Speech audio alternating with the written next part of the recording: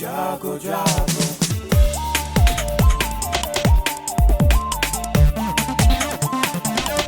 Radio जागो जागो radio जागो 90.4 FM। रेडियो जागो 90.4 एफएम स्टूडियो में मैं अभय शंकर गौड़ और मेरे साथ आज मिट्टी के स्वास्थ्य पर चर्चा करने के लिए मौजूद हैं डीसीएम श्रीराम गन्ना विकास विभाग के प्रबंधक बलबीर सिंह जी और एक्सपर्ट मीडिया चारू उपाध्याय जी। आपका हार्दिक स्वागत है। बलबीर सिंह जी, ये बताइए, क्योंकि अभी हम देख रहे हैं आदमियों के स्वास्थ्य की बात करते लोग चले आए, लेकिन आजकल बहुत गर्मी पड़ रही है, कभी बहुत बरसात हो रही है, कभी बहुत ज़्यादा कड़ाके की सर्दी पड़ रही है। तो ये जो जलवायु में परिवर्तन आ रहे हैं, इसका जैसा कि एक्सपर्ट्स कहते हैं सीधा संबंध मिट्टी से है, क्योंकि मिट्टी का स्वास्थ्य इसलिए बिगड़ रहा है, पौधे कट रहे हैं। दूसरी तरफ हमारे वहाँ रासायनिक खादों का जो किसानों ने ज़्यादा खेती में प्रयोग किया है, इसकी वजह से हमारे स्वास्थ्य पर प्रभाव पड़ रहा है।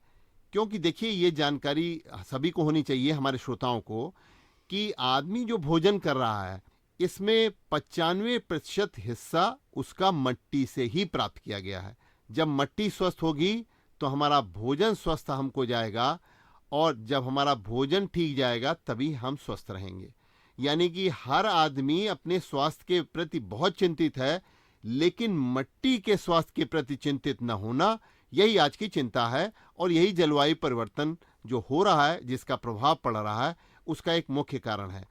तो बलबीर सिंह जी, आप गन्ना विकास विभाग में हैं, आप मिट्टी से बहुत किसानों की बात करते हैं और किसानों को मिट्टी से जोड़ने का प्रयास कर रहे हैं कि आप रासायनिक खादों का कम करें, जैविक खादों का प्रयोग करें। किसानों को किस तरीके से बता रहे हैं कि वो अपनी मिट्टी के स्वास्थ्य के प्रति क्या काम करें?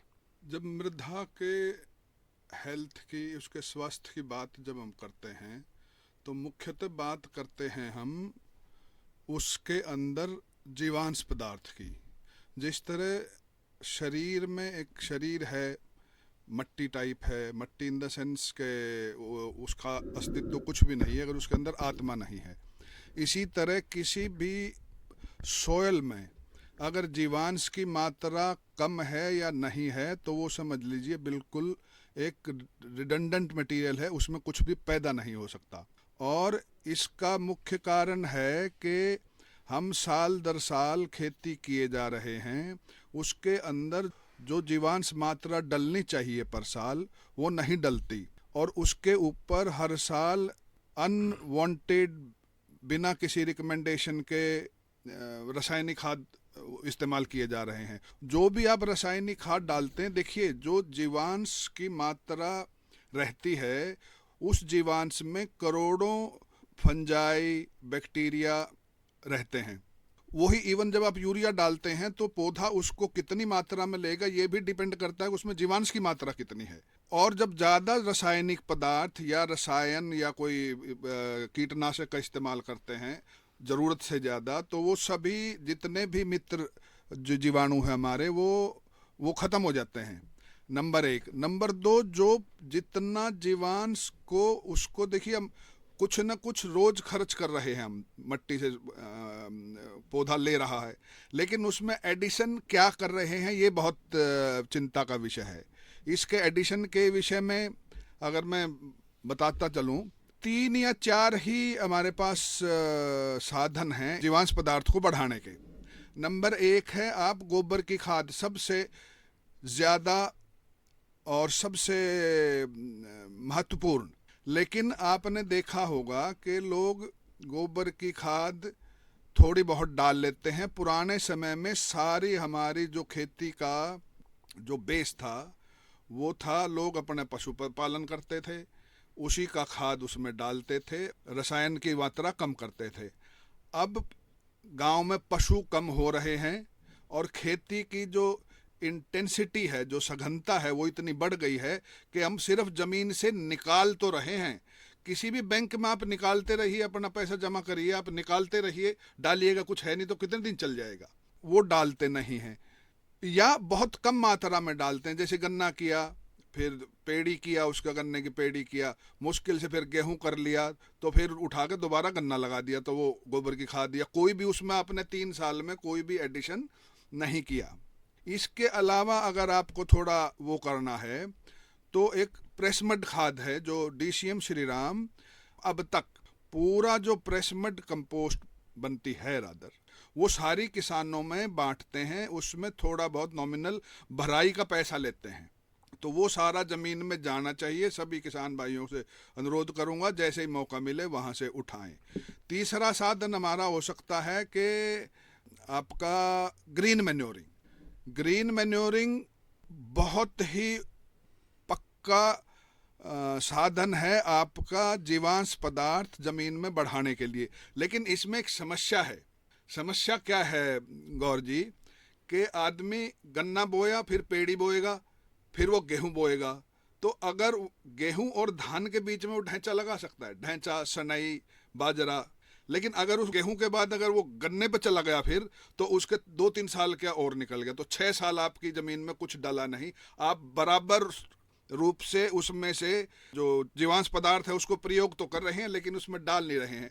उस स्थिति में जानिए कि आपका अगले 10 साल, अगले 20 साल में कहाँ पहुँचेगा। अभी अर्दोई का अगर आप बात करूँ मैं, अर्दोई का जो हमने 45,000 सैंपल किए हैं अपने एरिया से, हमारी 4 लैब्स हैं DCM में, 45,000 सैंपल का मैं एवरेज देख रहा था 0.4, यानी कि जो न्यूनतम है जो कि खेती करने के लिए जस्ट काम चलाऊ है, वो बढ़ेगा नहीं तो कम से कम इतना तो डालिए कि आपकी फसल बराबर चलती रहेगी। एक और चौथा अच्छा साधन है, जितना भी आपका वेस्ट मटेरियल है, जैसे गन्ना कटता है तो पत्ती निकलती है, तो पत्ती को किसी भी सूरत में उसमें ना जलाएं, ताकि वो पत्ती सड़ जाएगी तो कुछ न कुछ जीवांश की मात्रा हमारे खेत में मिलती रहेगी। तो ये 3-4 साधन हैं जिसको हमें अनुशासित रूप से लागू करना है कि हमें एक फसल के बाद, पौधा पेड़ी गेहूं लेने के बाद एक बार हर खेत को बदलना है और उसमें एक ढांचे की फसल जरूर करनी है। बहुत अच्छा आपने बताया कि किसान किस तरीके से जैविक खेती कर सकते हैं।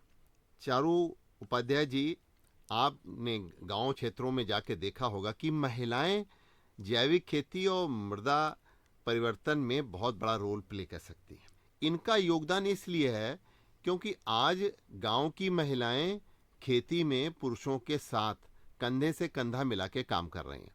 और जैसा कि अभी बात हो रही है कि जो हमारा हरी चीज़ों का बेकार जाना है, उनको हम कैसे प्रयोग कर सकते हैं, इसमें महिलाएं काफ़ी योगदान दे सकती हैं।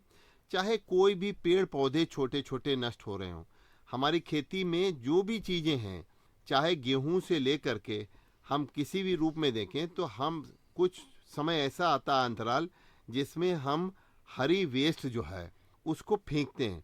अब बस यहाँ सवाल ये है कि वो हरा वेस्ट पहले अभी तक हम जला दिया करते थे, अब उसका संचयन और उसका मृदा के स्वास्थ्य को बदलने में महिलाएं क्या रोल प्ले कर सकती हैं, बताइए। आपने बिल्कुल सही कहा कि जो महिलाएं हैं वो आजकल में, आज के परिवेश में खेती में भी कंधे से कंधा मिला के चल रही हैं। और ये जो हरी खेती है, या जो हम बोल रहे हैं कि कंपोस्ट है, सॉइल हेल्थ की बात जो हम कर रहे हैं, इसमें महिलाएं बहुत बड़ा रोल जो है प्ले कर सकती हैं। ऐसा इसलिए क्योंकि अधिकतर जो घर हैं, जो ग्रामीण परिवेश के घर हैं, उसमें जो रसोई का कंट्रोल होता है वो महिलाओं के पास होता है। और हम ये जानते हैं कि जो रसोई से जो वेस्ट निकल के आता है, उस वेस्ट का अगर मैनेजमेंट, उसका प्रबंधन किया जाए तो वो भी एक बहुत अच्छे खाद के रूप में जो है हम प्रयोग कर सकते हैं। इसके अलावा भी हमारे DCM श्रीराम के जो कैचमेंट एरियाज़ हैं, उसमें हम वर्मी कंपोस्ट का अपना एक इनिशिएटिव चलाते हैं जिसमें महिलाएं बढ़ चढ़कर पार्ट लेती हैं। वर्मी कंपोस्ट भी अनडाउटली जो ये सॉइल हेल्थ में है वो बहुत बड़ा कंट्रीब्यूटर है, उसमें प्ले करता है। तो जहाँ हम गांव-गांव घूम के इनको ट्रेनिंग प्रोवाइड करते हैं, जो भी हमारी महिलाएं हैं वो इसमें ट्रेन होती हैं। इसके अलावा हमारा जो है वो डेयरी का प्रोजेक्ट चलता है जिसमें महिलाएं जो है इसको भी आगे लेके चलती हैं, पशुपालन में साथ देती हैं। तो पशुपालन में भी जो गोबर का प्रबंधन है वो भी हम उन्हें सिखाते हैं कि गोबर के प्रबंधन या गोबर को इस्तेमाल करके आप कैसे खाद बनाई जा सकती है। तो ये जो छोटे छोटे स्टेप्स हैं वहाँ से हम स्टार्ट करें, अगर वहाँ से हम शुरुआत करें अपनी, जो हमारा रोज रोज का कचरा निकलता है। सबसे बड़ी बात जो कचरा प्रबंधन को लेके है वो ये है, जो हमारा ग्रीन वेस्ट होता है, जैसे सब्जियों के छिलके हो गए, खराब सब्जियां हो गई, उन सबको एक अलग जगह निकालें, उनका प्रबंधन अलग से करें। और ये जैसे प्लास्टिक के बोतल हो गए, ये जो शीशियां हो गई, उनको अलग से निकालें। यानी कि गांव में अगर महिलाओं ने घर में झाड़ू लगाई तो जो हरे पत्ते हैं, हाँ, उनका एक अलग पिट बना के रखें, हाँ, उसमें अलग डालें, और मट्टी जो है, राख है, वो अलग डालें। ताकि उनका प्रयोग जो है आगे के लिए, जो कचरा जो इसको हम बोलते हैं ना खाद बना सके, उसमें प्रयोग हो पाए। तो ये छोटा छोटा जो स्टेप है वो लेके हम फिर आगे की ओर सब लोग मिलके बढ़ सकते हैं। इसमें मैं गौर साहब एक बताना चाहूँगा, हमारे ED टामक साहब ने एक इनिशिएटिव शुरू किया था कि कंपोस्ट पिट कंपनी ने अपने पैसे पे बना कर दिए थे, जो भी इंटरेस्टेड पार्टी हो अपना गड्ढा खुदवाए, जितना भी उसकी वो 5 बाई 2 का हो सकता है, 10 का मीटर का भी, जितनी आपके पास जगह है। तो शहर में तो नहीं, लेकिन देहात में आप अपना वो गड्ढा बनाइए, और जो महिलाएं जो हरी चीजें उसके निकलती हैं, हर घर में वेस्ट निकलता है, तो वो सारा उस गड्ढे में डालिए, गोबर भी उसमें डालिए, तो बहुत अच्छा कंपोस्ट। और फिर हम फ्री ऑफ कॉस्ट ट्राइकोडर्मा देते हैं ताकि वो जल्दी से जल्दी सड़ जाए, उससे बढ़िया खाद कोई हो ही नहीं सकती। और दूसरी बात जो चारों ने बताई कि कई उद्यमी हैं हमारे पास जिन्होंने वर्मी कंपोस्ट बनाने का, और मैं आपको बताऊं, वर्मी कंपोस्ट से अच्छा कोई भी कंपोस्ट खाद नहीं है, बन ही नहीं सकता, क्योंकि वो नेचर ने वो जो खाता है, जो केंचुआ, और वो जो बाहर निकालता है, वो बेस्ट कंपोस्ट होता है। और औरतें हैं यहाँ, मैं जानता हूँ अजबापुर एरिया में कई औरतें हैं, उन्होंने उसको उद्यम के रूप में अपनाया है, और वो अच्छा खासा पैसा कमाती हैं और अपना भला कर रही हैं, परिवार चला रही हैं, और साथ साथ सॉयल हेल्थ के समय उसको ठीक करने में भी अपना योगदान दे रही हैं। DCM श्रीराम के CEO रोशन लाल टामक जी ने हरियाणा क्षेत्र में भी जो है वहाँ एक महिलाएं हैं जिन्होंने अपना सेल्फ हेल्प ग्रुप बना रखा है, और वो मिल करके इस तरीके के पैकिंग बना करके वो बेच भी रही हैं, उस क्षेत्र में लोग खरीद भी रहे हैं। तो 2 चीज़ें हैं, देखिए, आम के आम और गुठलियों के दाम। यानी कि उन्होंने उस वेस्ट को हरी कंपोस्ट में बदल दिया, उसका पैकिंग बना करके उसको बेच करके अपना आमदनी भी बढ़ा ली।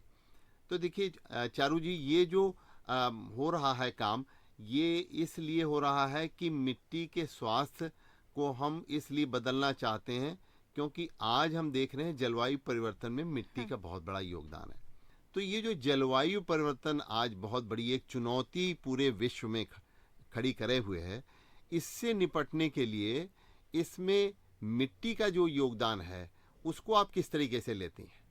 कि मिट्टी का योगदान जो है, इसी धरती पे हमें रहना है, इसी धरती पे हमारी उपज होती है और यही खाना है और एक दिन यहीं से विदा हो जाना है। तो धरती का जो रोल है वो बहुत बड़ा है यहाँ पे इस समय, स्पेशली क्योंकि हम देहात में देखते हैं जो खेतियाँ होती हैं आजकल, जो हम देख रहे हैं कि रसायन का इस्तेमाल बहुत ज़्यादा होने लगा है। इसके कारण जो उसकी हेल्थ है, सॉइल की हेल्थ है, वो बहुत ज़्यादा गिरती जा रही है। कई एसिडिक हो जाती हैं, कई जगह जो रिकमेंडेड डोज होती है उससे किसान कई ज़्यादा ऊपर डाल देता है ये सोच के कि और ज़्यादा मेरी पैदावार बढ़ेगी, पर उसका जो परिणाम होता है वो लॉन्ग टर्म में हम देखेंगे तो बहुत नुकसानदायक होता है। ग्रीन मैन्योर की जो हम बात कर रहे हैं, ग्रीन कंपोस्ट की, वर्मी कंपोस्ट की, गोबर की खाद की, ये सारी जो चीज़ें हैं, इन सब का कोई साइड इफेक्ट नहीं होता है। ये एक तरह का सप्लीमेंट्री एडिशन है। जैसे हम सप्लीमेंट खाते हैं, अपने अंदर विटामिन खाते हैं, बायोटीन खाते हैं, कैल्शियम खाते हैं, तो वो एक जैसा सप्लीमेंट होता है, वैसा ही ग्रीन मैन्योर एक सप्लीमेंट है, एक बहुत नेसेसरी फर्टिलाइज़र है जिसका कोई साइड इफेक्ट नहीं है। और तो और ये अगर लॉन्ग टर्म में किसान यूज़ करे तो जो सॉइल है, जो भूमि की उपजाऊ क्षमता है वो बढ़ती है, और जो फसल होती है ये भी, जैसे हम जब फसल तो हमारी मिट्टी में उगती है तो कई बार ये रसायन जिसको हम लीचिंग बोलते हैं, ये लीच होके नीचे चले जाते हैं और पानी में मिल जाते हैं, जिससे पानी का भी प्रदूषण होता है और इससे तरह तरह की बीमारियां होती हैं। एक बात मैं यहाँ ऐड करना चाहूँगा कि जमीन से जो भी उगे, हमने कुछ मान लीजिए धान उगाया, वो धान ले लिया, बाकी का क्या करते हैं, हम जला देते हैं। गेहूं काटा, जितना वो हुआ उसमें आग लगा देते हैं। वो एक निहायत ही ज़मीन के साथ अन्याय है। आजकल ऐसे ऐसे यंत्र आ गए हैं, जैसे धान आपका नहीं कटता है तो एक श्रेडर आया है, श्रेडर का उपयोग करें, वो सारे को श्रेड कर देगा और वो इस लायक बना देगा, वो तोड़ फोड़ देगा जो उसका जो तना है, और उसके बाद आपकी हैरो बड़े आराम से चल जाएगी। प्लस उसमें जो रूट का सिस्टम बचा है वो भी चला जाएगा। इसी तरह गेहूं में आपने भले ही भूसा बना लिया हो, लेकिन उसके बाद भी लोग आग लगा देते हैं क्योंकि हैरो चलने में दिक्कत होती है। जमीन से जो ले लिया आपने, फसल ले ली, बाकी का सब कुछ उसके अंदर ही चला जाए तो भी काफ़ी हद तक हमारा लॉन्ग टर्म सेविंग हो सकती है। हालांकि ये पूरा समाधान नहीं है, लेकिन कम से कम ये तो मैं कहूँगा एक क्रिमिनल एक्टिविटी है कि किसी भी पौधे को, चाहे वो धान हो, चाहे वो गेहूं का हो, चाहे कोई और, चाहे वो गन्ने की पत्ती हो, इसको जलाना तो बेहद नुकसानदायक है। इसको मैनेज किया जा सकता है। जैसे आपको अगर गन्ने में मान लीजिए आपने पेड़ी काट दी तो गेहूं बोने की जल्दी है, तो किसान क्या सोचता है कि भाई आग लगाओ और अपना हैरो चलाओ। नहीं, उसके लिए बहुत हमने जो DCM श्री राम एंटरप्रेन्योर बनाए हैं उनके पास श्रेडर है। आप फैक्ट्री फ़ोन करिए, हमारे कॉल सेंटर पे फ़ोन करिए, कॉल सेंटर का मैं चाहूँगा चारू दो शब्द ज़रूर बोलें उस पर, तो उस पर फ़ोन करिए, आपके घर वो कुछ किराया लेगा, वो आपकी सारी जितनी भी वेस्ट मटेरियल उसको श्रेड करके चला जाएगा, और वो आपका जो ज़मीन में उगाया, जो आपने फसल भी ले ली, और बाकी का जितना भी ऑर्गेनिक मैटर है वो सारा उस ज़मीन में चला जाएगा।